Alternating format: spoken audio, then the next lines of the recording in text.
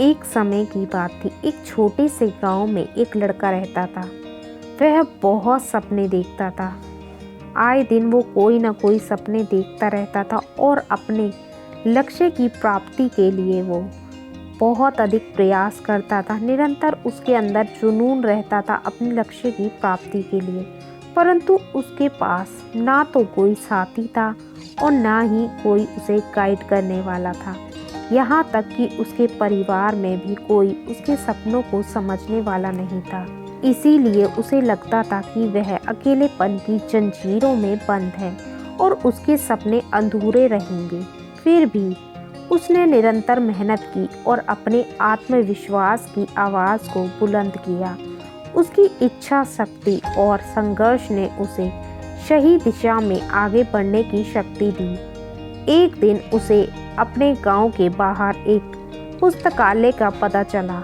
वह आश्चर्यचकित हुआ क्योंकि उसे पहले कभी ऐसी जगह नजर नहीं आई थी। धीरे धीरे उसने उस पुस्तकालय के दरवाजे पर कदम रखा। वहां जाकर उसने देखा कि लोग पुस्तकों के बीच खोए रहते हैं और वहां की शांतिपूर्णता और ज्ञान के वातावरण ने उसे संतुष्ट कर दिया। ये सब दृश्य को देखकर उसने अपने सपनों को पूरा करने की ठान ली और उसने निर्णय लिया कि वह पुस्तकालय में समय बिताएगा। धीरे धीरे वह पुस्तकालय के विभिन्न किताबों को पढ़ने लगा। वो हर दिन एक नई किताब को पढ़ता और वो दुनिया से जुड़ी हुई अलग अलग खोज के बारे में जानकारी प्राप्त करता। वो ऐसे करते करते उसे महीनों बीत गए।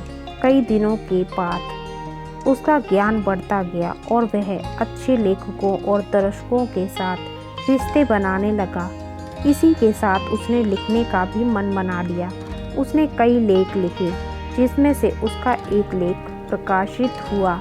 उसे अवसर मिला अपनी लेखीय कौशल को दुनिया के सामने प्रदर्शित करने का। वह लड़का जिसने कभी अकेलेपन को एक रुकावट समझा था, अब एक प्रेरणादायक उदाहरण बन गया। लोग उसे मान्यता देने लगे और वह लड़का अपने लक्ष्यों की ओर अग्रसर होने में सफल हुआ। इस कहानी में हमें यह सीख मिलती है, अकेलेपन को एक सुनहरा अवसर बनाने के लिए हमें संघर्ष करना चाहिए।